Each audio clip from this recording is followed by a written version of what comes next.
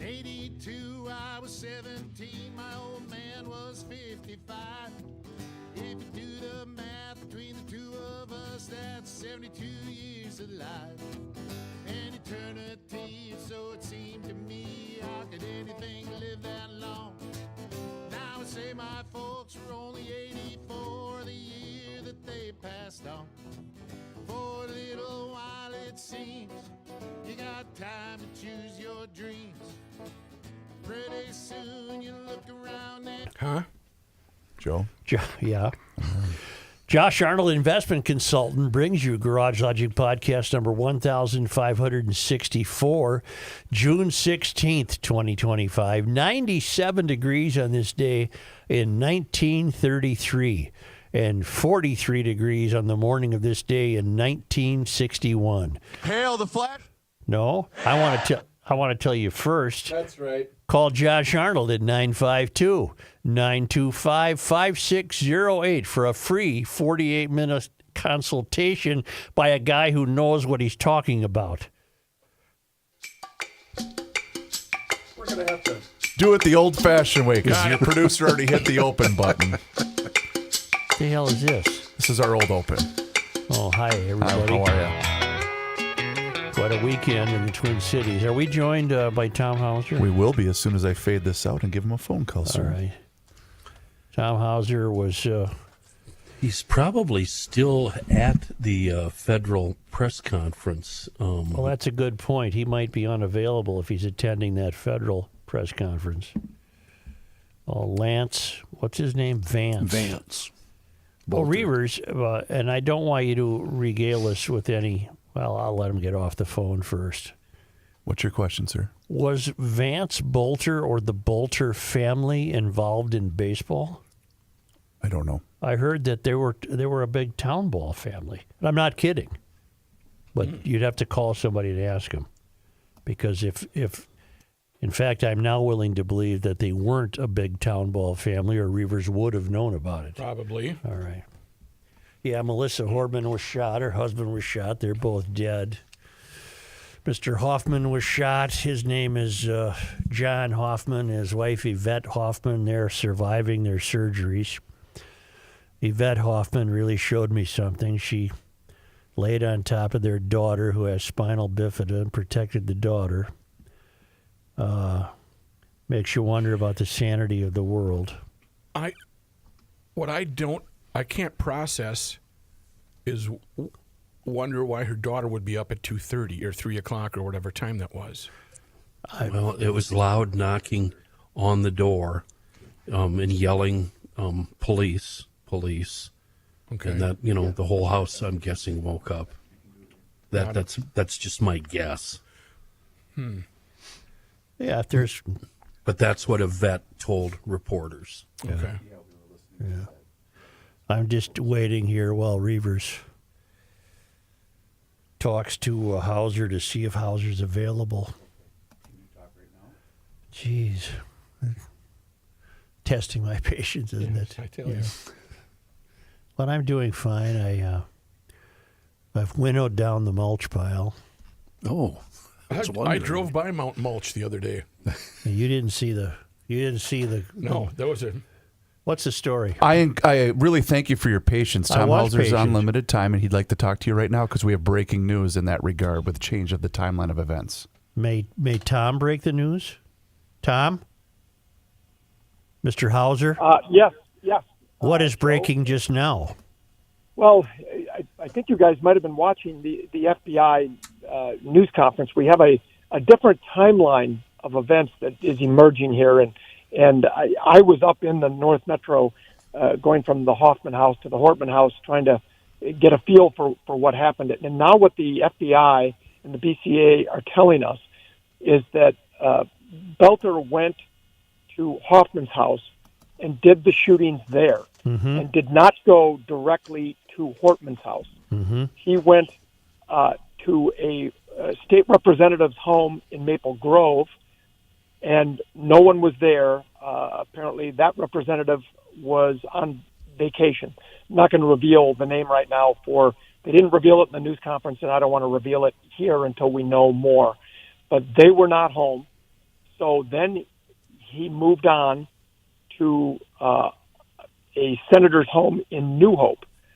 And while he was parked out in front of the home in New Hope police, after the Hoffman shooting, had also proactively sent someone to this state lawmaker's home to check on this state lawmaker. And when the police showed up there, Belter was actually there in that private security vehicle that was mistaken for a police vehicle by various people because it looked very much like one. And apparently the New Hope officer attempted to make some contact with him. And again, this is just my understanding from this news conference, that he just didn't respond. He just sat there looking straight ahead. And so this officer, uncertain about what was going on, because, even if this officer recognized this was a private security firm, they thought, well, maybe it's somebody who's here protecting her. They went up to check on her, and she was fine, but then Belter drove away. Mm-hmm. And then, as far as we can tell, and again, they're piecing this all together. So, and so am I. So bear with me. Then he went to the Hortman house. That's why there was such a length of time between being at the Hoffman house and being at the Hortman house, because we just did the drive ourselves. Hortman and Hoffman live 5.9 miles apart. Mm-hmm. It was only a 13-minute drive. So there were questions about why was he not at Hortman's house until, I forget the exact time. This is all kind of starting to run together, but it seems to me that was 3:30 in the morning, something along those lines. So now we know why. It's because he drove to Maple Grove and New Hope before he came back to the Brooklyn Park Champlain area. Tom, I have him some of it made sense. I have him in New Hope at 2:36 a.m. So, and then are you privy to the events Wait, that happened? You have him in New Hope according to this new FBI timeline? Yeah, according to the press conference that just happened. Yes. Yeah. Are you aware of the change in what happened at Hortman's house? From what I can understand, and I'm not sure about this because it's really confusing, the Brooklyn Park police rolled up as he was trying to make his way into their front door. Can you confirm that? No, it was my understanding he was making his way out. And yeah. That's when police exchanged gunfire with him. That's what I had heard all weekend long, and now it sounds like he was making his way in. Where are you getting that? From that press conference that just concluded with the federal authorities. Yeah, and I was up here in the North Metro and did not hear all of it, but I started getting this information from the station. But that sounds unlikely. It's possible, right? Yeah, it does. But it's possible also that he was going back in, right? Like yep. maybe he'd already done the shootings, yep, and he had come out to his car or whatever and was going back in. So that makes more sense, Tom. Yeah. I will have to listen more carefully to that, because I would find it hard to believe that he would know there are police out in front and then he would go and still right. Do this yeah. and then flee out the back door. But yeah. Who knows? Anything is possible at this point as we try to piece all this together. I want to go back to New Hope for a moment. It's all water under the bridge, but apparently what it sounds like is the New Hope officer might have dismissed the fellow who is Bolter because he was sitting in what the New Hope officer might have just assumed was a private security vehicle. Is that correct? Yes, that is possible. And although you would think that when they get dispatched to go check, maybe they didn't pass along the information that the shooter at the Hoffman house was impersonating a police officer, which the first thing you would think, if you see a private security person, you would think, okay, maybe this is the person who is impersonating a police officer, because those security uniforms can look a lot like a police uniform. And what do we account for the arrival of police at Hortman's house?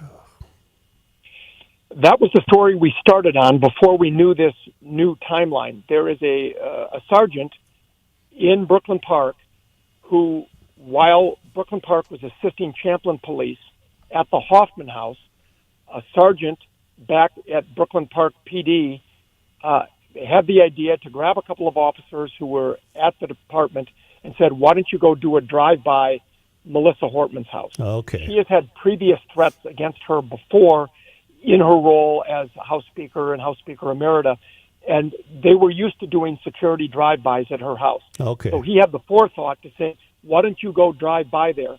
So right as they roll up, this was happening. This gunman was at the door, either coming or going, and that's how Brooklyn Park police happened to get here, blocked his car in. His car was in the driveway, and the chief out here, Mark Bruley, says that was their first red flag because police departments generally never park in someone's driveway. They'll be out in front of the house.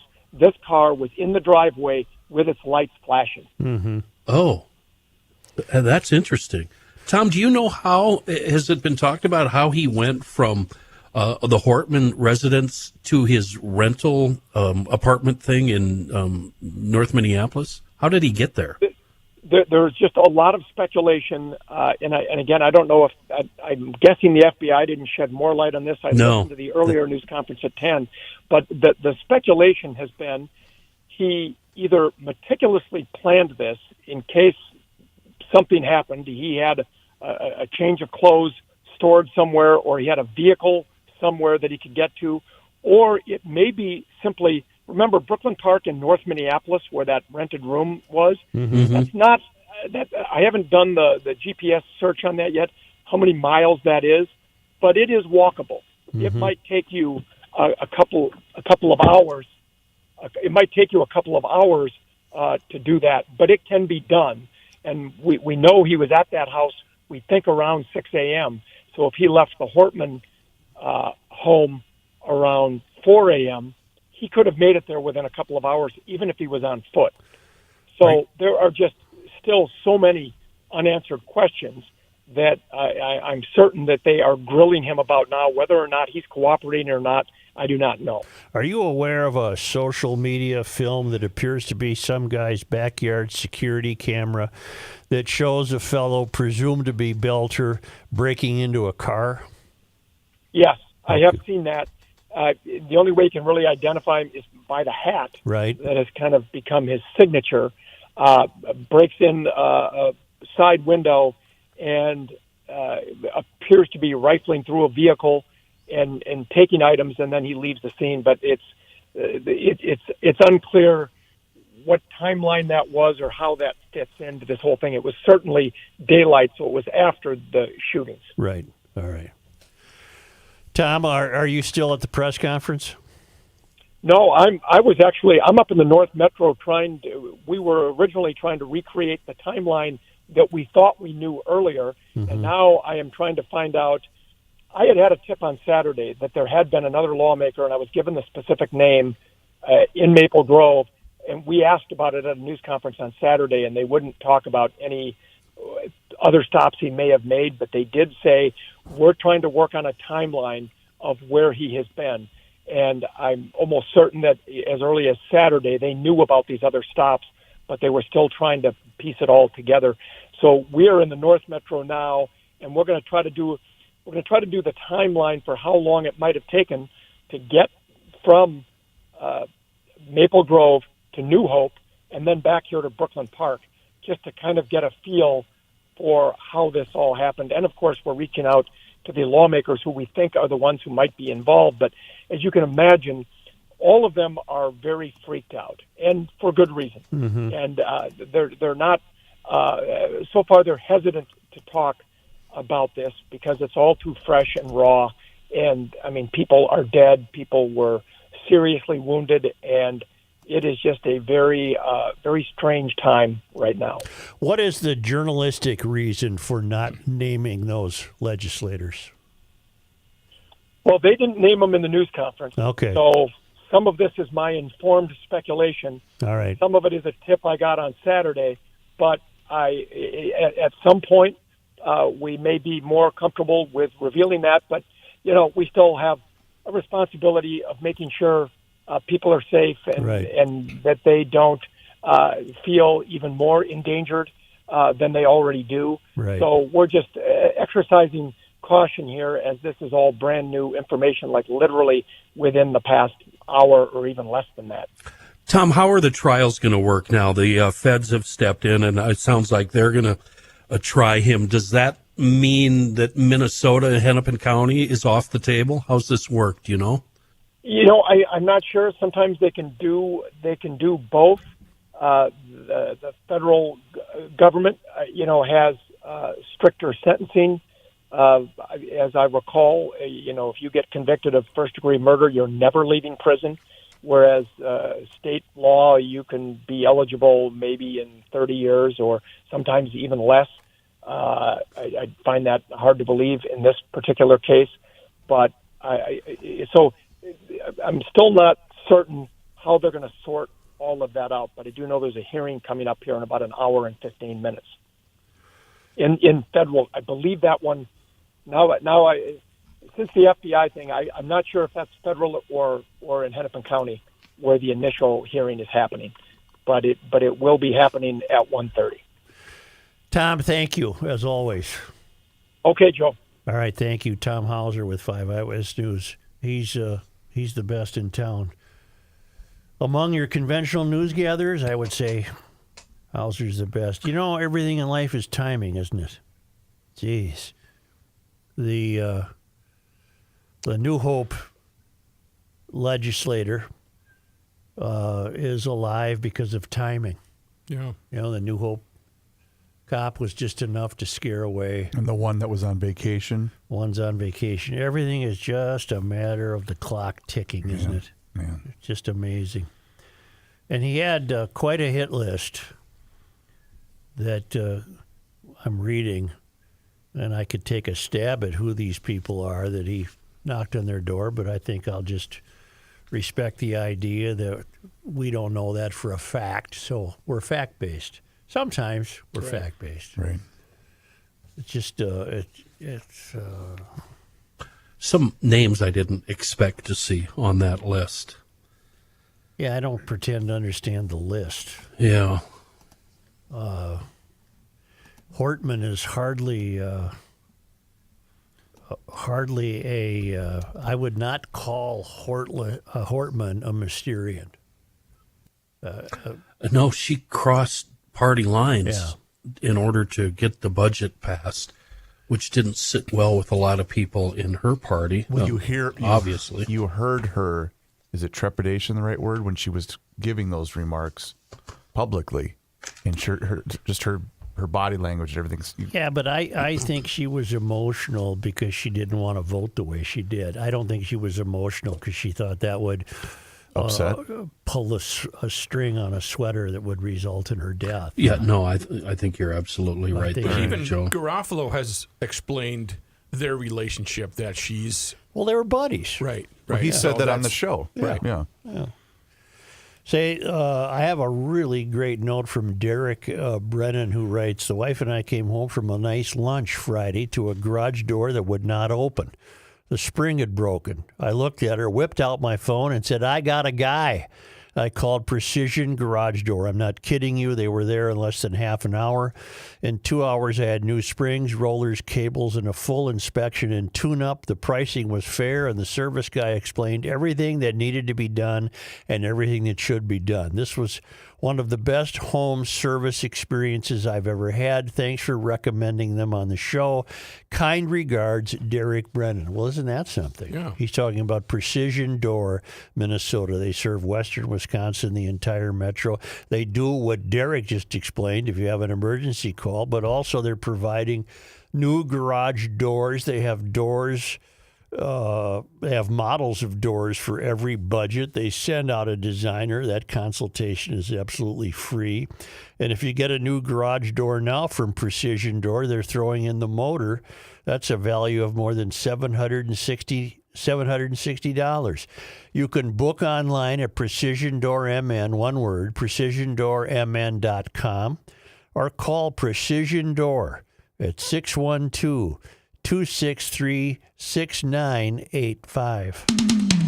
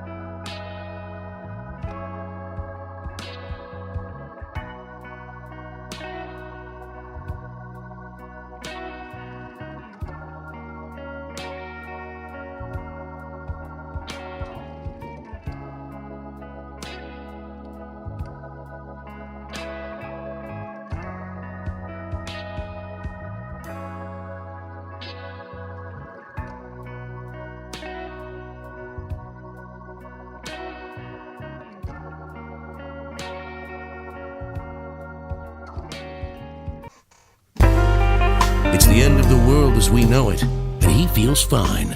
Joe Souchere. I've come up with an emergency survival kit that every GLer should have in the daily driver. It's the Big Three, the Sea Foam Big Three. We should all have these, a spray bottle or two of Bugs Be Gone. Carry them with you right there in the driver's or the rear passenger pocket, anywhere. Make sure they're handy. The Seafoam engine treatment, keep those cylinders happy. And, of course, this amazing deep creep penetrating oil. You never know when you're going to need it, so why not always have it on hand? And it really works better than any other product on the market. This Bugs Be Gone now, I know you're listening to me and you go, oh, this guy's full of BS. There's no way. I am not stretching the truth even a little bit. It is amazing, and it works as promised. The Kenny, one time.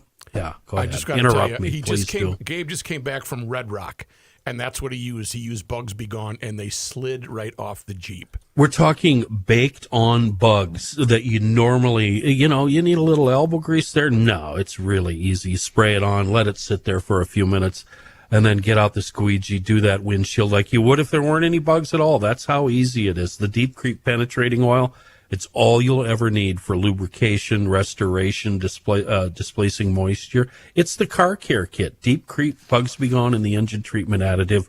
Buy all three. Give them as gifts. You'll be loved for it. Our own local company with a global reach. Seafoam. That's a violation. You coughed in the microphone. Ooh. You know how much mulch I got? And I'm going to wrap this up after today. My favorite analogy is that I bought enough mulch to build, if it was concrete, to build 3 two-car garages. Wow. Yeah. A 6-car garage. How many swimming pools? Well, I can do swimming pools because JJ has done this.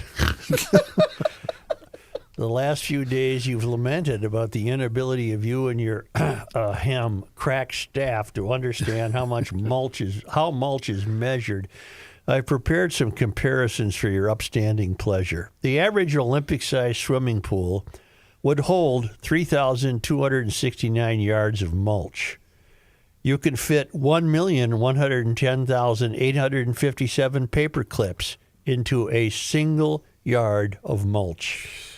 So, Joe, you ordered just under 50 million paper clips worth of mulch. Or put it another way, 1/72nd Olympic-sized swimming pool worth of mulch. And then he says, hope that helps. And then P.S., if a bat and ball costs No. You know. And then what's the other one? And I want to end this today because I've made great strides getting rid of the mulch. I guess that might have been. I kept a few, but Since these guys are so smart, I'm going to go out and somehow measure my driveway, the cul-de-sac, the road to the back of the shop. I'm going to put that down in yards, and I'm going to have a GLer tell me exactly how much gravel I need to order to cover all of it, because it's a gravel ordering year this year. I mentioned earlier that I'd heard, and I apologize, I don't know where. I heard that this, is it Bolter or Belter? Belcher. Belter, either himself or maybe, well, he's got, I think, only one son. He's got, 4 daughters and a son. So maybe obviously the daughters didn't play town ball, but maybe his son did, or maybe he did.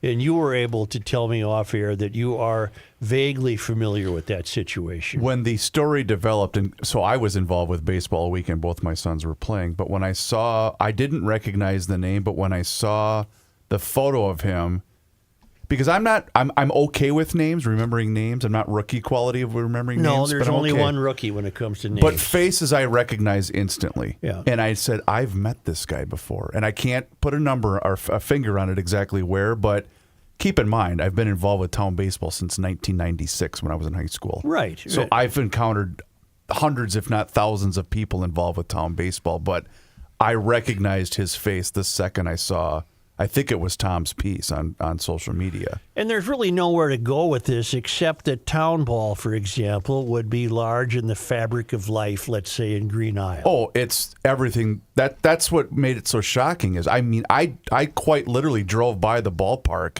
Saturday with my kid coming home from baseball. And this is a fellow who you might have seen as a coach or a player. Or a fan. I mean, there's some of those Green Isle games, they'll have a couple hundred people. Because that's in other words, I'm still trying to get to. There's a modest point to be made here. Okay, it's a big deal for a game to be held. Hey, Saturday afternoon, the Green Isle team's playing. It's a Arlington. big deal for the town. Oh, absolutely, yeah. Right. And he was part of that fabric. He was known by the people in town. I would assume so. And I reached out to a couple of my Green Isle confidants, off the record. But Green Isle's not that big of a town. No, and that's what's a shame of it is because it's Americana. I love that city of Green Isle. Identify it precisely and geographically. So if you are heading from the Twin Cities, you're going to go southwest. You're probably going to take 169. 169. You might cut over either on 19 or you could cut over on 25 from Belle Plaine. Okay. And you're going to head straight west on 25, probably 25 on Belle Plaine. For how long? Maybe half an hour at the most. Right. Or you could take 212.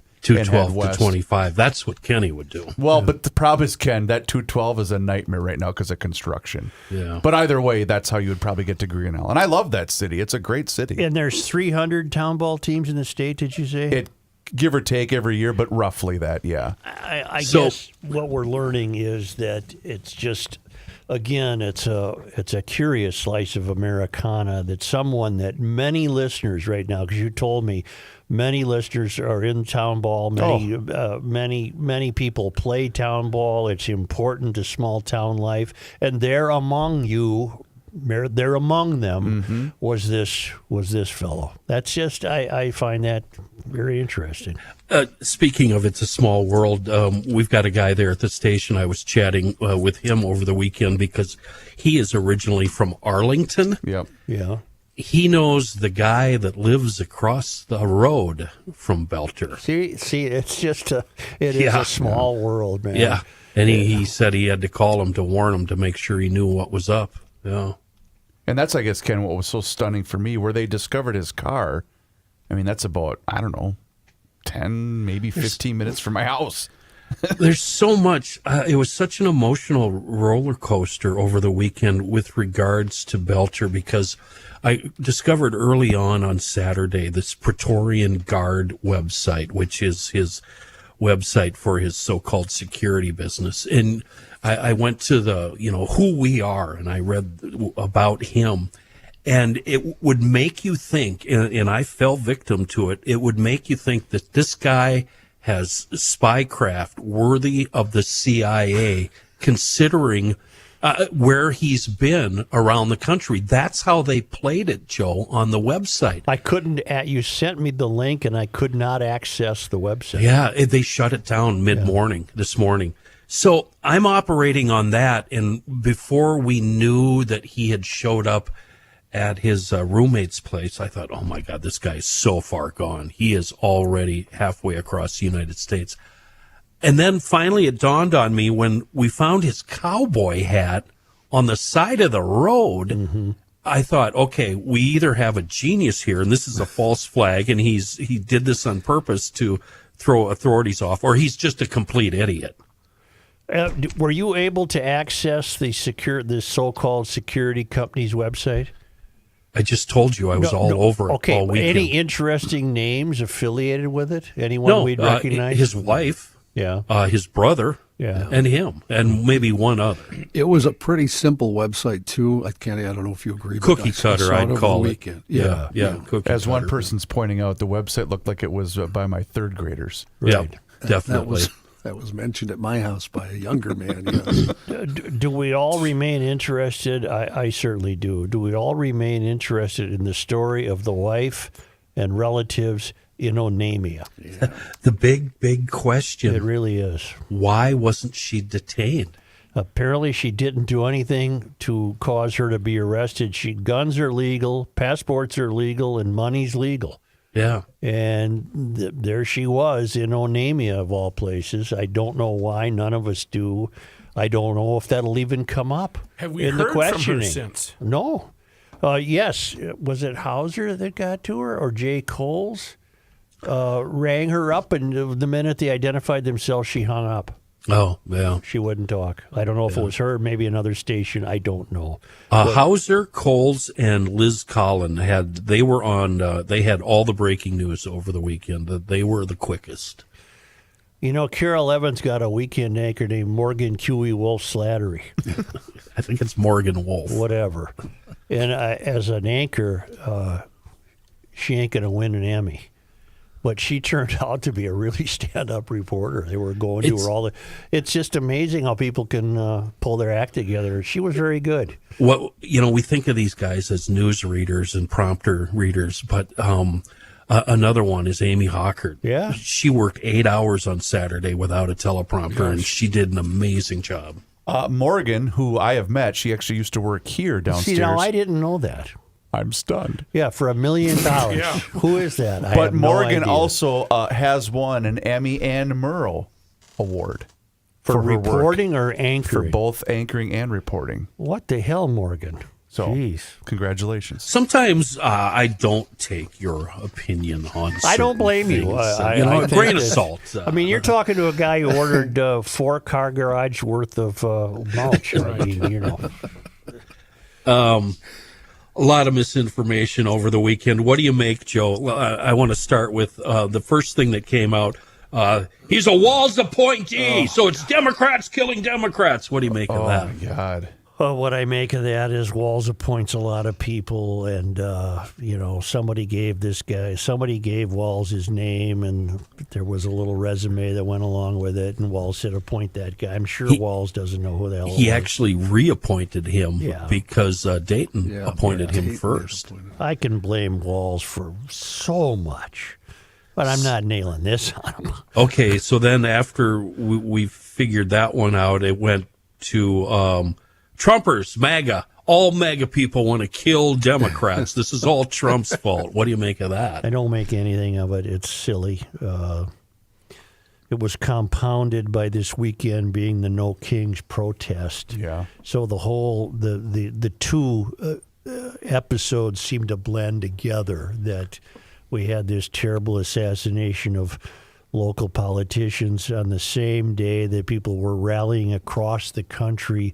against Trump, and inevitably, given the way gossip and news travels in this country, the two were blended together. They have nothing to do with each other, and it wasn't. I can't believe this was Trump's fault. In Belcher's mind, who knows how his mind operates, but it didn't seem likely he was acting on behalf of Trump. Trump doesn't know Melissa Hartman from The Man in the Moon. Hortman. Portman, I'm sorry. Saturday morning, the governor recommended not going to the march and the protest. And I can assure you that was not obeyed. And he also, I sat here in the studio all day on Saturday. I put in 10 bleeping hours. Anyway, he also said on Saturday morning and then again yesterday and this morning, tone down the rhetoric. Yeah. Well, Tim, you should start with yourself, too. Well, first, before we get to Tim, so Ellison showed up to speak. And oh my God, he turned the rhetoric up to about 1,000 degrees. He did the opposite of calm everybody Did down. Ellison turn it into a let's fry Trump? Well, the first thing he did was bring up Martin Luther King. Yeah. And then he went from there. And of course, everything's Trump's fault. I know that the recommendation to avoid the protest at the Capitol was not obeyed because I have 3 walking routes, and on Saturday I thought I'm going to take my Summit Hill walk. Whoopsie. And I usually park near the cathedral, and I couldn't get within a mile of it. Yeah. So it was. I was able to watch all of that on the traffic cams. It was really interesting seeing them flock in, and then shortly thereafter, it didn't go on very long. They flocked back out. But it was pulled off without violence. Yeah. And it worked. Would you like to hear from Keith? Sure. We owe it to them. We have to do it. We must be there on behalf of the people of this country in this hour when a dictator who wants to be a king is trying to run over the rights of the people. We must be there. We must stand up. We must be strong. We cannot waver. We will not be intimidated. We are not scared of his jail. We are not scared of anything about this guy. Okay, we are Keith. not afraid. Thanks, Keith. I don't really think that was called for, given what you knew had just happened, Keith. Right. So I'd love to have you expand on your thoughts on the governor just spewing the most hateful things you can possibly imagine in the last 6 months since the election, to now calling for all of us to calm the rhetoric. What do you make of that? I've just, reached a conclusion, getting to be for some time now, that he's just not a very bright guy, and he's going to regret many of the things he says. And because he's not bright, he'll wait till somebody tells him that he's gone too far, and then he'll back off. And he's been a big mistake for this state. He's a horrible mistake for this country. He's just not a qualified, competent guy. And one of his problems is he thinks he's playing a role. He thinks on the national scene he has to be at the forefront of being an anti-Trumper and saying ridiculous things and preening about and prancing about stages. And it's because, I'm sorry, he's an idiot. There's one thing that happened, and this probably isn't even worth bringing it up, but I have to. We didn't know Saturday morning. Everybody kept saying that the Hortmans and the Hoffmans had been shot, and we did not know that Melissa and Mark were dead. There was one reporter on the 9 that kept referring to them in the past tense without saying it. But the second the governor came out, he announced that Melissa and Mark were deceased. And he was very, very emotional, and I can't blame him. But am I reading too much into that, where he would say, let me make the announcement? Isn't that usually a matter of notifying family members before that's if he had the information, it was information worth knowing. Well, shouldn't it have been released an hour beforehand or 2 hours beforehand? Of course. It should have been released the minute people knew. See, my problem is my walls, what's it called? My syndrome? Derangement. It gets in the way of everything, so I don't trust myself sometimes. Rook, look up Julie, Julie. Thank you. Von, lowercase v, V-O-N. Last name Hafen, capital H, A-E-F-E-N. Shouldn't take you long. It's a Google search. I haven't even typed in the name yet, and you're already looking for it. Yep. Julie von Hoffen, H-A-E-F-E-N. And you should discover that she's a North Carolina state representative. Oh, yeah. And Had to go to the Google. Yeah. Julie von Hafen. what do you find? We're going to Wikipedia. Yeah, I'll take that. She is 54, born in Westchester Township in Ohio. What is she right now? She is a North Carolina House of Representative for the 36th District. She attended the so-called peaceful No Kings rally, and she had the decapitated heads of Trump and Musk on a pole. This wasn't some angry nobody. It was a Democratic state representative. I was sent this by Eric. Was it a mostly peaceful decapitated head? Yeah. Okay. But that's what we don't need. Yeah. We Wow. don't need that. Here, controversies. In June of 2025, she incited controversy by posting an image into the social media site X depicting a rallygoer at a No Kings protest holding an effigy of the two heads with a bloody guillotine. Okay, so she showed someone else holding these things? By posting an image on the social media site. All right. Well, it's we don't need to dwell on it. It was just She has subsequently deleted the image. Keith looks like a Boy Scout compared to that stunt. Person. Well, I came up with stunt. There you go. Wasn't there a female comedian that did that? Kathy Griffin. I don't think she's ever recovered from it. No. Yeah.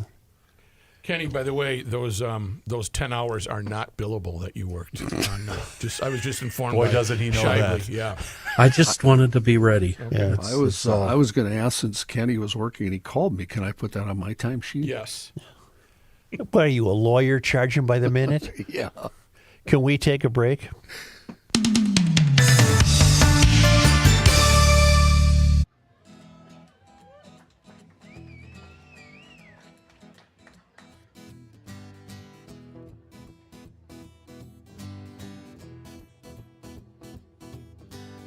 '82, I was 17, my old man was 55. If you do the math between the two of us, that's 72 years alive. An eternity, so it seemed to me. How could anything live that long? Now I say my folks were only 84 the year that they passed on. For a little while it seems you got time to choose your dreams. Pretty soon you look around and you see 100 years ain't what it used to be.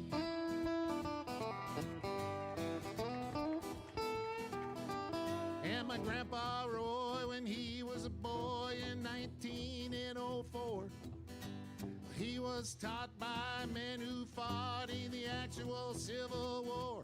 And only 8 decades passed and my high school class put the tassels on the other side. Started on our way full of naivete on the great American ride. The months and years slide past, each more quickly than the last. Pretty soon you look around and you'll see 100 years ain't what it used to be. Oh, Johnny! Oh, yeah.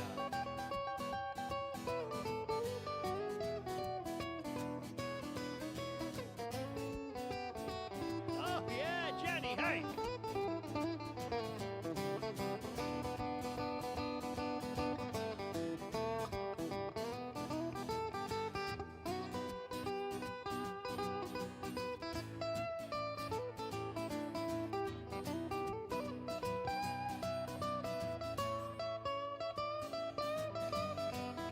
Oh, yeah! Did the guitar face. Ibuprofen's under buy again in my online shopping cart. Every week I learn of something else I should be doing for my heart. If I use the wrong pillow, I might have trouble getting out of bed. My hair grows in my ears and nose now more than on my head. As a kid, to me, ancient history was something like World War I. But I arrived close to that time than this year as I sing this song. And I'm starting to find I can wrap my mind around life is brief and dear. I can hardly believe my baby girl's turned 26 this year. For a little while it seems you got time to choose your dreams. Pretty soon you look around and you'll see everybody 100 years ain't what it used to be.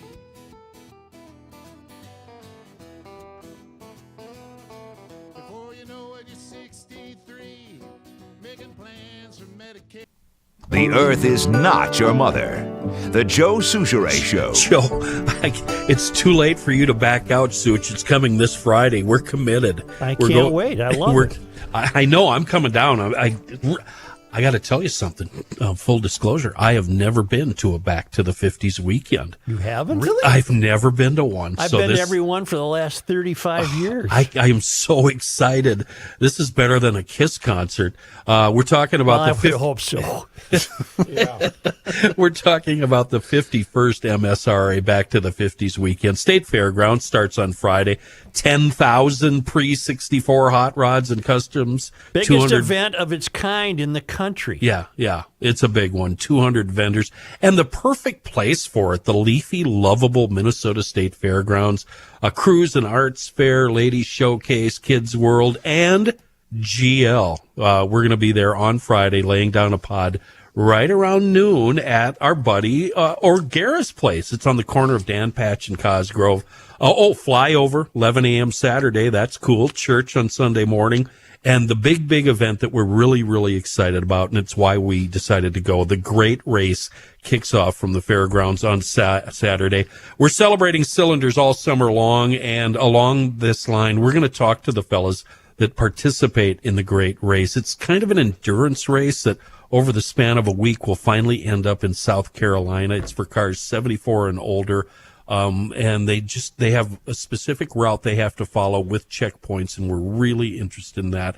We want you GLers to join us at the O'Gara's location, noon on Friday, for the 51st MSRA Back to the 50s weekend. Can I tell you something about Oakmont Country Club, Oakmont Golf Course, which was the site of the U.S. Open, was just a hell of a great open, won by a guy who had never won a major, J.J. Spawn. And Oakmont has been in the news since 1904. It's been the site of many U.S. Opens. And I'll get to the point. I always thought it was way west, almost way out in western Pennsylvania. Hell, I bet it ain't 10 miles from downtown. It took me a long time, but I nailed her down on a map. It's just north and a tad east of downtown Pittsburgh. Okay. Gotcha. So there you have it. Gotcha. And Too late now. I mean, it's over, and- but I finally figured out where it is. As I learned last week on Monday Night Sports Talk, she's got a freeway that goes right through her. Which as much money as Founds had, the guy who founded it, he didn't have as much money as J. Pierpont Morgan or whoever ran the train. And they said, the train's staying. Well, the train stayed, so what the hell? They said, so can the Pennsylvania Turnpike. It doesn't bother them. It was fine. It's probably to Pittsburgh what distance-wise is maybe Minneapolis Golf Club is to Minneapolis. I thought it was rural. It's not rural. Thank you. Here's John Height. Wait, I have one question about golf. Have you played Edinburgh? I have not. I've been there for work purposes, Saturday Sports Talkers. No, where's the 3M held? TPC. I haven't been to Edinburgh.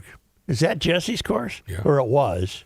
Played there with him. Was it Roycey and I? I bet they did not allow play Saturday. Yes. I bet it was closed Saturday. Hanover there's about to get. Yeah. The Hortmans walk out their back door, or they did, right onto the golf course. They're on the course. Yeah. Yep. Here's John Height.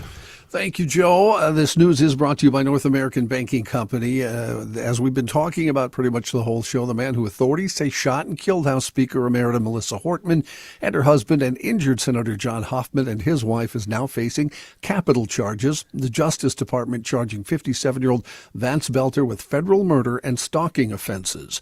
U.S. Attorney's Office announced the update in their investigation during that news conference we chatted about, adding Belter went to 4 homes as he searched for lawmakers, but some of them weren't home. In one case, the lawmaker who was not identified was on vacation, not home. In the other case, Belter left after police got there, according to acting U.S. Attorney Joseph H. Thompson. Belter planned his attack carefully, Thompson said, by researching his intended victims and their families and conducting surveillance of their homes and taking notes. Alvin Winston is a special agent in charge of the FBI's Minneapolis field office. He said this was a targeted attack against individuals who answered the call to public service. The resulting search, he said, was the largest manhunt in the history of Minnesota. Police to this point have not publicly identified a motive. Authorities found a notebook with a list of roughly 70 potential targets on it, including Democratic lawmakers. Governor Walz called the attacks politically motivated, while officials noted lawmakers that were on the list were outspoken in favor of abortion access. Assault rifles and flyers for anti-Trump protests were found in the suspect's car, prompting organizers to cancel demonstrations planned later that day. The protests, though, continued regardless, with police estimating that over 20,000 people attended the No Kings rally at the state capitol in St. Paul. As for Belter's background, the Wall Street Journal reporting he had built a scattered career that included food companies, retailing, and pastoring, according to public records and his online posts. He's been living with his wife in a rural area outside the Twin Cities, staying a few nights a week at a rental home in Minneapolis with a couple of roommates. Belter was working overnight shifts for an organization that handles eye donations, said one roommate. And lifelong friend David Carlson said he was trying to get a security company off the ground. Carlson said Belter voted for President Trump and was against abortion, considering it murder, but Carlson never thought his views were outside the mainstream. Online posts paint a picture of Belter as a devout Christian and pastor who preached at Laborn Matadi, a church in the Congo. An archived website for his ministry described his global travels to preach, stating he sought out militant Islamists in order to share the gospel. He quit most of his jobs before his last trip to Africa, was struggling to build back a solid income, according to his ex-roommate. A website for Praetorian Guard Security Services lists Belter as part of the leadership and advertised armed residential security. State records confirm his past appointments to the governor's Workforce Development Board, first under Democratic Governor Mark Dayton, then by the current Democratic Governor Walz. Governors appoint thousands of people of all parties to boards and commissions created by the legislature for unpaid roles.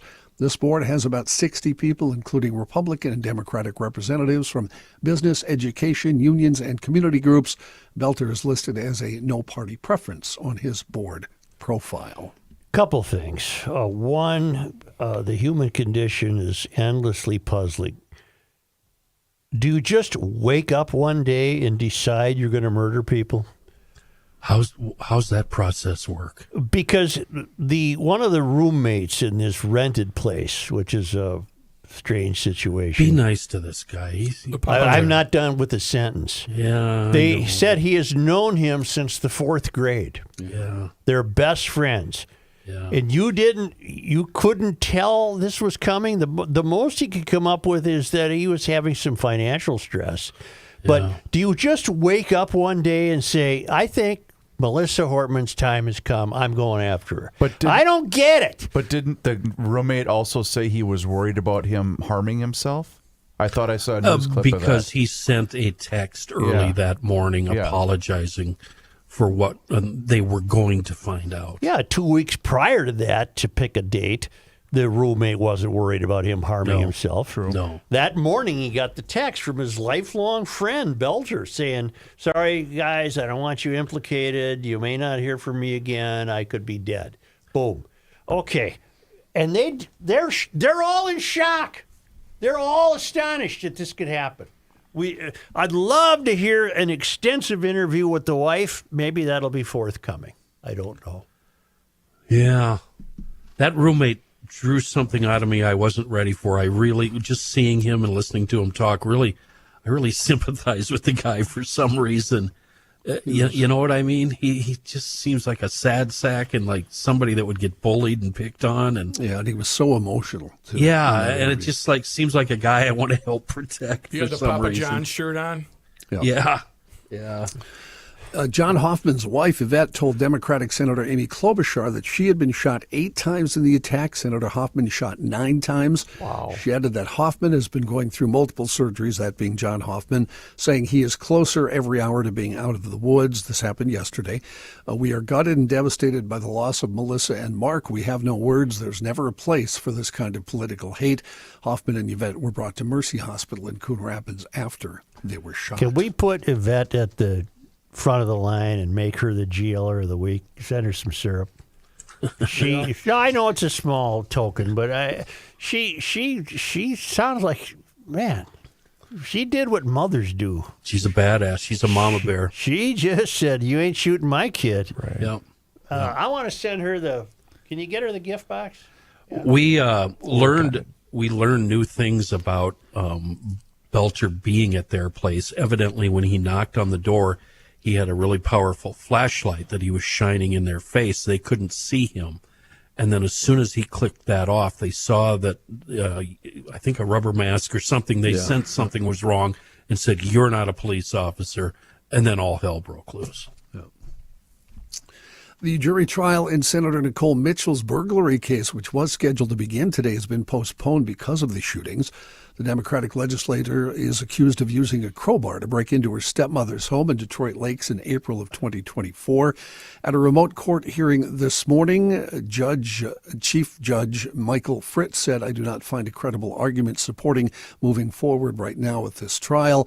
The tragic and senseless violent events of Saturday, which have profoundly impacted the entire state and this nation, are not only causing concerns about impacting the possibility of a fair trial, but he said the court has some real concerns about safety and security." Mitchell's attorneys confirm Mitchell was on the hit list of the alleged killer. Wait a minute. Yeah. Well, okay, never mind. The trial's delayed. It's delayed, All right. yes. Yeah, it hasn't been canceled. Or it's just been postponed for the moment. By the time this is over, Mitchell's going to be awarded millions of dollars for Don't even say that. pain and suffering that she's gone through, and whoever house she broke into, she'll probably end up owning that, and she'll probably be governor. Meanwhile, over the weekend, Governor Walz officially signed off on the remaining bills, which were part of the two-year state budget. An email sent by the governor's office Saturday said the governor signed the bills earlier that day. Among those signed included a bill which denies adult undocumented immigrants access to the state's public health insurance program, and any adult undocumented immigrants who are currently enrolled will be phased out of the program by the end of the calendar year. That bill, of course, we talked about it, was passed during the one-day special legislative session last Monday. Legislation will still allow the children of undocumented immigrants to enroll in Minnesota Care. Also signed a $700 million bonding bill, which addresses infrastructure projects. Also includes a grant program for public, private, and charter schools to install special law enforcement key boxes on buildings.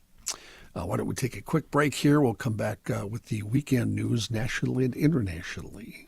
Thank you, Johnny. Let's talk about our friends at North American Banking Company, who have one simple philosophy, and that is this. It's banking done differently. And you get that feeling anytime that you walk in any one of their six Twin Cities locations. I was even doing it slow, Joe. I promise you I was doing it slow. Twix is short for 6 Twin Cities locations, Rookie. I don't know if you got that or not. It's Roseville, 50th in France, Hastings, Woodbury, Shoreview, and Maple Grove. They do offer all of the services as the other big national banks, and it doesn't matter whether you're looking to buy a home, maybe finance a new home renovation project, or get that new car that you've been dreaming about. My friends at North American Banking Company are going to make all of that possible, and they offer the same online and mobile banking options as the other banks, but the key difference is you're going to get the unparalleled service of a community bank. And that's a promise that they made when they first opened back in 1998. They promised to deliver a better banking experience for their customers where you know your banker and they know you. And while a lot has changed since then, this commitment to being a true community bank in the Twin Cities, that has not. So check them out online today. It's nabankco.com to learn more. Once again, it's banking done differently. North American Banking Company, member FDIC, is an equal housing lender. A and B. You look around yourself and you see 100 years ain't what it used to be.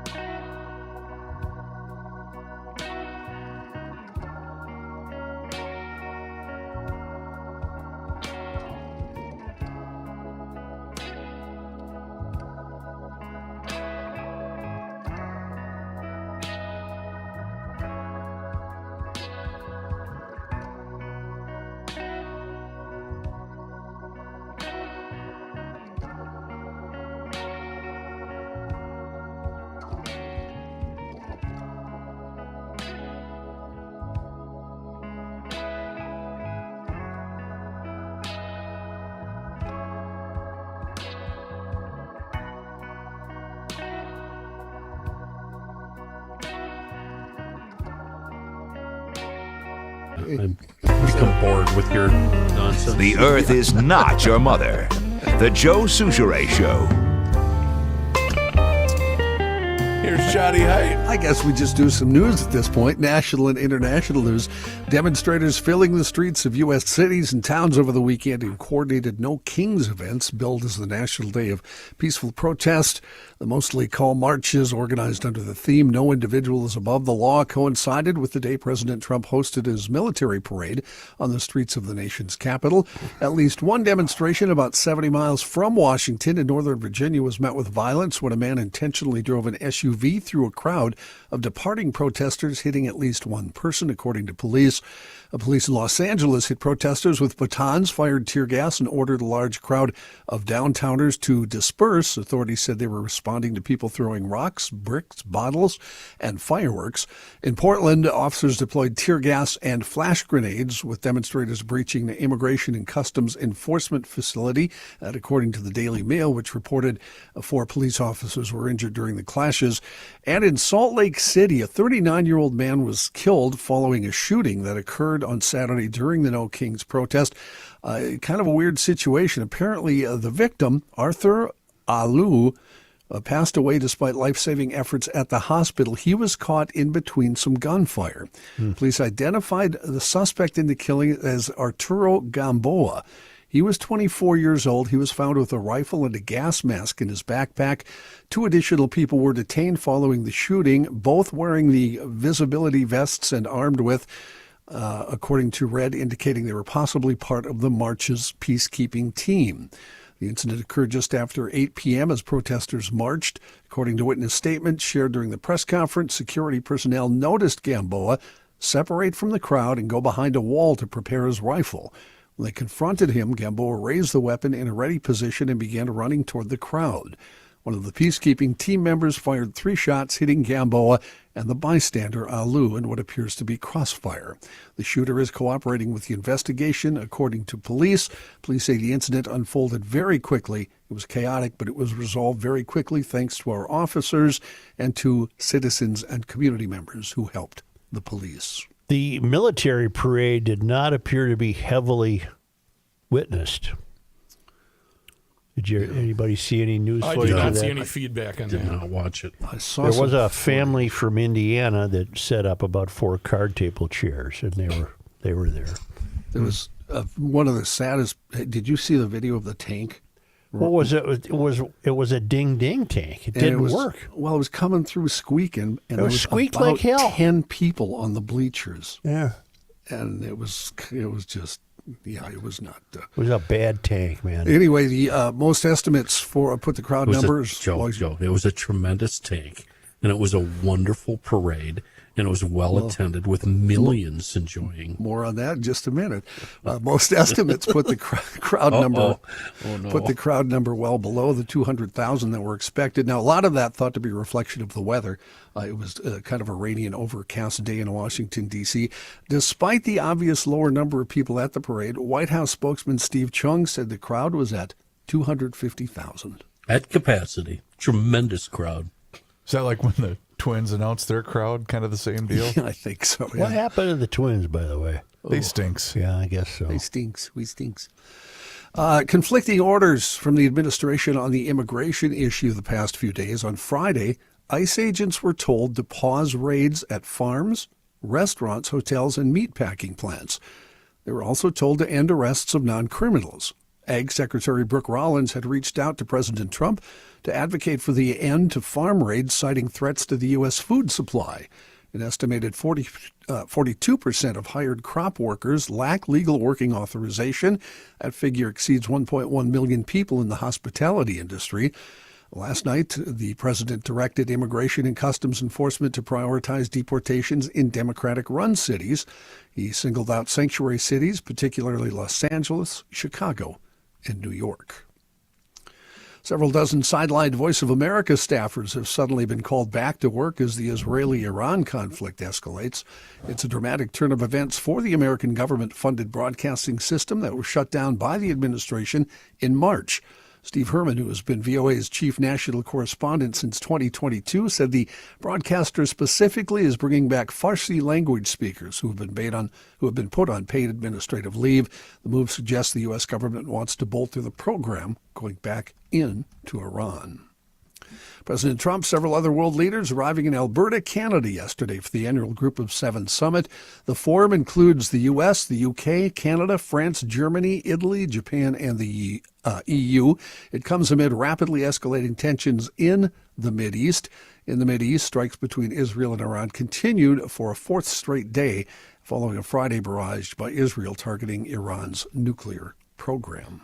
Can I ask a no kings question? Let's I know go. we moved past the story, but if we didn't have any kings to begin with, we held all the protests across the country over the weekend, and today we still have no kings. Does that mean that they won? That they did the work successfully? Mm-hmm. Oh, okay. Just what purpose do these serve? To me, it's just victory. No, it's just ridiculous and stupid, and all you're doing is making yourself feel better. You precious little flower, you. Yeah. Kenny, did you see the one? I don't remember where the young lady was from. I'm going to guess she was in her late teens, early 20s, and there's the man on the street reporter, and why are you here today? Well, just because, this country was founded on injustice. And I'm listening to her talk. I wanted to play it, but it's just, all it'll do is make you angry. Yeah. I'm thinking, this poor gal. I don't understand the purpose other than just let me to play make yourself devil's advocate. Do God. Why did I trying have to say anything? No, I'm trying to understand, John. How would Tell you me. say then that anybody on either side should display their opposition to who's ever in charge? And I don't care which side, just either side. I've thought about that so much, John, and you guys tell me, Joe. Hello, Joe. Yeah. Tell me the last time that a protest in this country really, really made a difference and turned people around. Kent State, maybe the stuff in the 60s. Well, Vietnam protests certainly made a difference. I mean, it helped change the zeitgeist, for lack of a better word. I think it was 1956, and it wasn't this country. It was in Montreal, and the Montreal residents were so incensed that Maurice Richard had been tossed out of the roster for the Montreal Canadiens. This is all a true story. During the Cup, that they rioted, and I think Maurice was reinstated. Okay, back to the news. No, Fair because enough. John did that, I'm giving you this, young lady. I think the answer is really obvious. These are my countrymen. This is my country. And my entire life I was told that I have the right to protest, that I have a right to care. And I do care. And not only do I have a right, it's my duty. It's my duty to care about what's going on. It's my duty to stand up. People have been talking about injustice since this country was built. This country was built on injustices. There you go. We killed Native Americans, and we There's built the it off the mystery. backs of slaves. And they want to talk about how reparations, and that's just, it happened 100 years ago, and we shouldn't talk about it. We see the effects today. America was built on bigotry. America was built on hate. And There it it doesn't is, have to be folks. that way. I do not live in a country. I do not pay tax dollars to murder innocent people. These are people. This is a country for us. This is a country of my parents and my children and my neighbors. And this is a country of immigrants. The colonials did not pay thousands of dollars. They did not wait 8 years to have citizenship. They didn't do that. I am not going to sit here while my people suffer. Biggest threat to America is white women. White liberal women. Joe, I have to give you credit. I would have bet my life savings, granted that's not much, but I would have bet my life savings you were not going to make it through that entire 60-second No, the clip. reason I did is she was echoing every single thing you're taught in the failed academy. Everything. This country's unfair. It was based on injustice. That's, all of those colonists gathered in Philadelphia to talk about how much they hate. right. We're And just then what town was that? Do we know? Give me a second. I'll That was find out. fantastic. That night she went to an outdoor cafe and dropped $200 while she was on her phone. Right. I don't know the location of this particular one. But President Trump. But you know what? Does it matter? No, it doesn't. Yeah, I'm just going to let this one go. President Trump. Why? Okay, why are you just going to let it go? Well, that's one person out of 5 million. They were all like that, John. 5 million that protested. If we just take one person, like Chris Reavers, and listen to him. I would think I'm a lot more rational and level-headed than most people that will be out there protesting. I'm going to say that Chris would be more level-headed than that woman. Okay. But where did she get with that, John? What difference did she make? I don't know that she made had any a duty difference. to care. Okay. I don't know. Yeah. So what I'm hearing from you guys is take all your principles and screw them. Just throw them away. No, but her principles, John, are nothing but holding this their country argument in contempt. Their argument is don't show those principles, no matter what they are. Don't go out and protest if you disagree with something. No. Protest all you want, but her principles are that she holds this country in contempt. Which again, is false because she really doesn't. Agreed. Like the guy said, if you could take the bleep out of your ears, that's not what Kenny and Chris are saying. They're saying, why go out and protest? What good does it do? Oh, well, You're saying her principles are right. That's fine. I have no problem with disagreeing with her or anybody else that protests. Yeah. But if you can't protest for your principles, what should you protest for? All right, then let's go to another viewpoint. I'm just so scared. I'm 74 years old. I worry about everything. And I just That's a bit. am so Is this a scared. skit? Is this a bit? Upset, and I don't understand why people voted for this person. No, John. Was that a bit? I don't think so. In reference to me, you're absolutely right, John. Because when I look at the No Kings thing, I go, anyway, what's on Certainly. That hockey playoffs on today? That young woman at 74, Ken, if you were wondering, is from Philadelphia. That was from Philadelphia where we got that particular protester. All right. President Trump, let's move right along here. And his family are getting into the wireless business. Oh, in Trump Wireless. Well, it's actually Trump Mobile, Chris. Trump Organization. Yeah, you guys, you go ahead. Yeah, talk some more. Trump Organization on Monday announced Trump Mobile, which will offer 5G service for an unlimited plan, the 47 plan. Do you get it? Priced at $47.45 a month. $47.45. I got it. The new venture joins the lineup of the company's other businesses, which span luxury hotels, golf clubs, casinos, retail, other real estate properties. Customers can switch to Trump Mobile's T1 mobile service using their current phone. In addition, you can get a T1 phone, described as a sleek gold smartphone engineered for performance and proudly designed and built in the United States. I doubt it, for customers who expect the best from their mobile carrier. Trump Mobile functions as a mobile virtual network operator, offering 5G service through the 3 major U.S. wireless carriers, AT&T, Verizon, and T-Mobile USA. Trump Mobile and its carrier partners are subject, of course, to regulatory oversight by the Federal Communications Commission, which is, of course, headed by Trump-appointed FCC Chairman Brendan Carr. But, nothing to see here, folks. Move right along. Yeah. Who's Lou Ragoose? Care 11. I was just handed this. Uh-oh. Apparently, he's been able to access, and I don't know how. The complaint. It's from the complaint. Oh, everybody has it, Joe. I'm seeing reporters on TV. Dad went to war last night. Vance Belter texted his wife and other family members at 6:18 a.m., according to the new federal complaint. And it was in Bolter's wife's car that police found 2 handguns, $10,000 in cash, and passports for her and the kids who were with her at that time. Bolter had texted, "There's going to be some people coming to the house armed and trigger happy, and I don't want you guys around." Regarding the owner of the Buick, the complaint says Bolter approached him at a bus stop, asked to buy his e-bike, went to his house with him, asked to buy his Buick. They went to the bank together where Bolter emptied his account and bought the car and the e-bike. You are kidding me. What?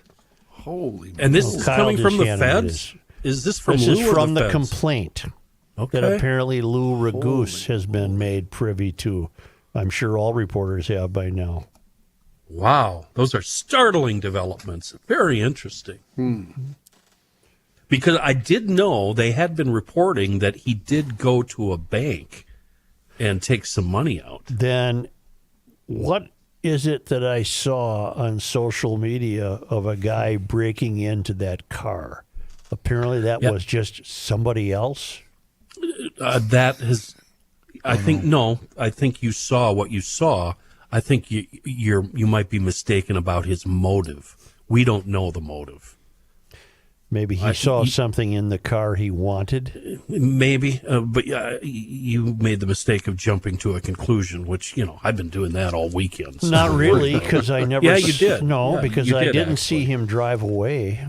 You said he somehow figured out how to start. No, I said he presumably was then going to try to figure out how to start it. For all I know, that was taken in Ashtabula, Ohio. This isn't worth talking about. It isn't. Joe. Anyway, he bought himself a Buick and an e-bike. I wonder what he paid for the You wanna Buick. He drained his account. Fit an ad in here? No, I wish I had one. I'm glad you don't. Right. We're all thinking alike.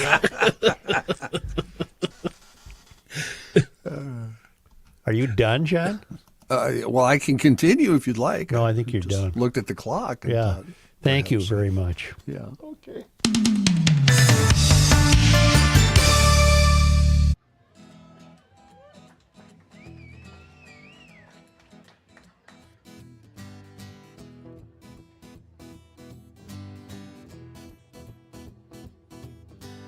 '82, I was 17, my old man was 55. If you do the math between the two of us, that's 72 years alive. An eternity, so it seemed to me. How could anything live that long? Now I say my folks were only 84 the year that they passed on. For a little while it seems you got time to choose your dreams. Pretty soon you look around and you see 100 years ain't what it used to be.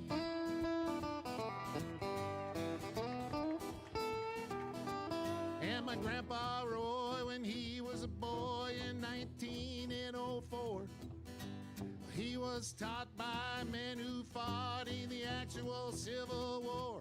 And only 8 decades passed and my high school class put the tassels on the other side. Started on our way full of naivete on the great American ride. The months and years slide past, each more quickly than the last. Pretty soon you look around and you'll see 100 years ain't what it used to be. Oh, Johnny! Oh, yeah.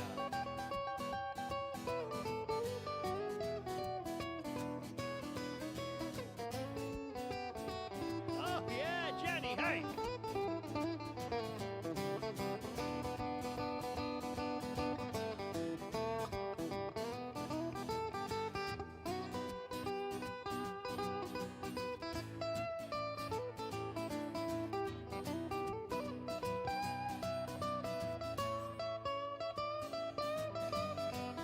Oh, yeah! Did the guitar face. Ibuprofen's under buy again in my online shopping cart. Every week I learn of something else I should be doing for my heart. If I use the wrong pillow, I might have trouble getting out of bed. My hair grows in my ears and nose now more than on my head. As a kid, to me, ancient history was something like World War I. But I arrived closer to that time than this year as I sing this song. And I'm starting to find I can wrap my mind around life is brief and dear. I can hardly believe my baby girl's turned 26 this year. For a little while it seems you got time to choose your dreams. Pretty soon you look around and you'll see everybody. 100 years ain't what it used to be.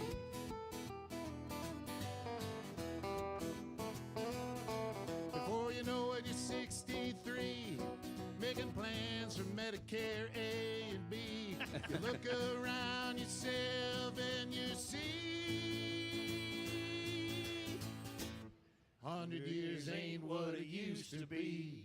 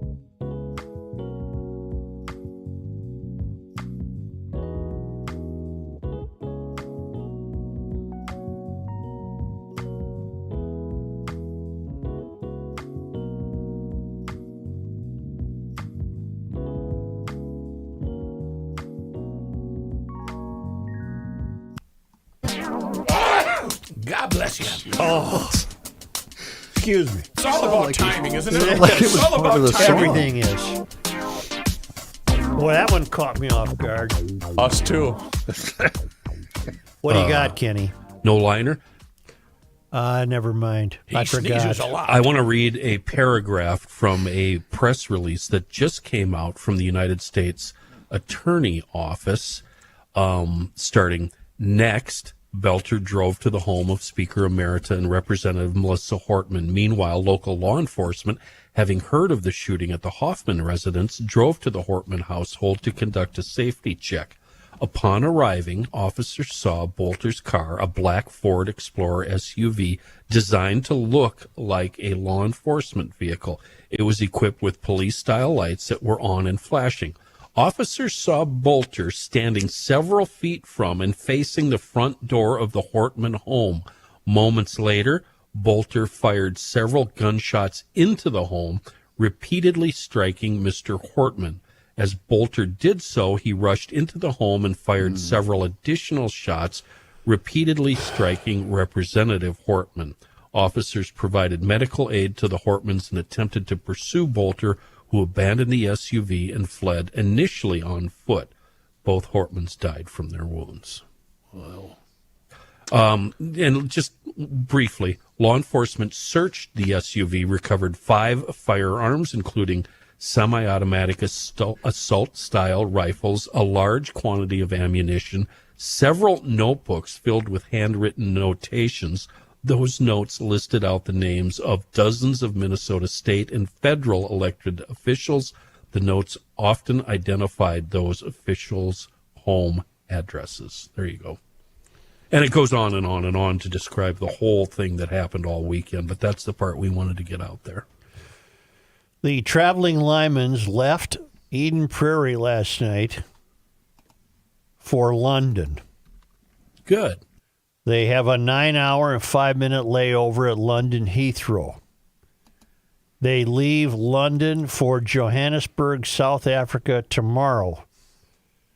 They have a 3-hour and 15-minute layover at Johannesburg OR Tambo Airport. The third flight is from Johannesburg to Nels Pruitt Kruger, Mpumalanga Airport, South Africa. That's June 17th. Time from wheels up to wheels down on all flights, 38 hours and 31 minutes. If everything is on time, door to door, total time returning rental car, picking up rental car, etc. is 42 hours, 30 minutes, and they're back in the wildlife refuge.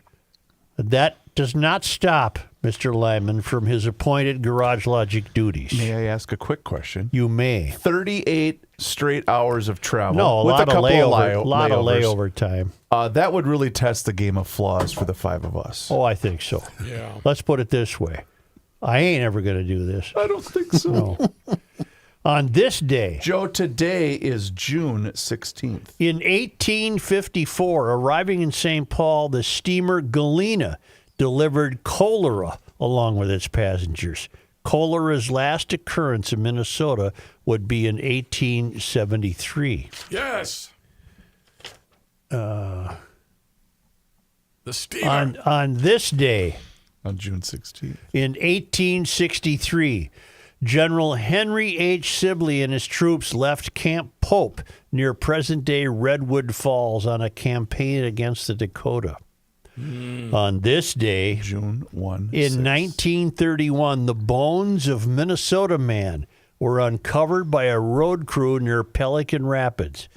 Despite its name, this glacial age human skeleton was likely that of a teenage girl.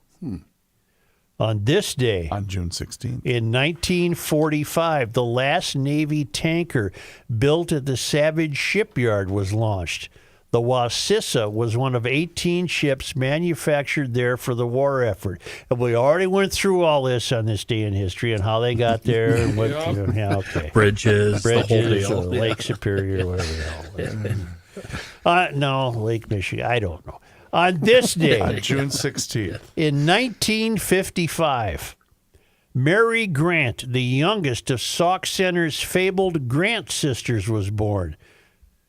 I never heard of them. She played the French horn in venues around the world. Yeah. Joe, come on. They're famous. Yeah.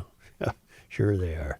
Were they on the Lawrence Welk show, those sisters? Boy, if Joe hasn't heard from them, they're nobody. That's right, Kenny. And I defy you to tell me you've heard of the Grant sisters. Where do you rank the Oh, sure, I've heard of them, Joe. I've been to their shows, backstage, smoking weed with them, the whole deal. Where do you rank the On a French party. horn? I like a good French horn. Yeah, especially when you see that at Mass. I like it at It Mass. sounds funny on its own, but boy, does it sound good in an orchestra. And finally, on this day, June 16. in 1999, Kathleen Celaya, our own little terrorist, Yeah. a fugitive since 1974, was arrested in St. Paul. Having lived under the name Sarah Jane Olson, Celaya was a presumed member of the Symbionese Liberation Army, the group that kidnapped Patty Hearst and was wanted for the attempted bombing of 2 police cars. She had been featured on the television show America's Most Wanted a few months before her arrest. And I believe she's now back out among the rest of us. And on this day in Minnesota sports disappointment history. On June 16th. Why is this a disappointment? 2022, Golden State Warriors won the NBA Finals with Andrew Wiggins. Oh, because we traded him, too. Maybe that was disappointed that we saw one of our Timberwolves win the title with the Warriors. Yeah. Have they heard of the NHL? Yeah. Apparently not. Boy, that's become must watch TV is this Stanley Cup Final Series. We're going to Game 6 tomorrow night in Florida. What a joke. This should have been over in April. Who's watching hockey in June? Well, thank you, G. Ellers. Apparently Joe is. You're not biting on that one, huh? I don't have time to straighten you out. Please do us a favor if you haven't done so already. Join the thousands of subscribers on the Garage Logic YouTube channel. That's right, Garage Logic has a YouTube channel, and you can watch the show each and every single day starting right around noon. You can also see full segments. There's video shorts. There's behind the scenes footage. But it's all there for you. Just search Garage Logic on YouTube and also search for us on all of our social media channels, which includes Facebook, Instagram, and Twitter. And also sign up for the Daily Logician. That email comes right to your inbox each and every single day, and it includes the most recent episode of the podcast.